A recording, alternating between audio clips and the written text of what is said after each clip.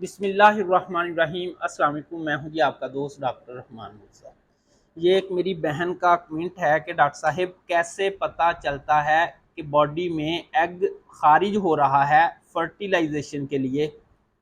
अगर आपकी बॉडी के अंदर ये 3 अलामत ज़ाहिर हों तो आपको समझ लेना चाहिए कि अंडा खारिज हो रहा है फर्टिलाइजेशन के लिए।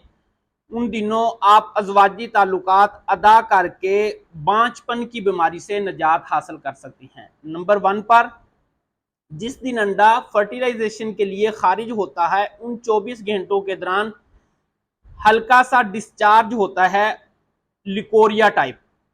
नंबर 2 पर जिस दिन एग खारिज होता है उस दिन बॉडी के अंदर टेम्परेचर फील होना शुरू हो जाता है, यानी कि बुखार। नंबर 3 की जो अलामत है ना, जिस दिन अंडा खारिज होता है फर्टिलाइजेशन के लिए उस दिन क्या होता है, आपकी बॉडी के अंदर इरिटेशन, हल्की हल्की दर्दें, इरिटेशन दिमाग की, यानी कि फीमेल्स अपने आप में रेस्टलेसनेस फील करना शुरू कर देती हैं।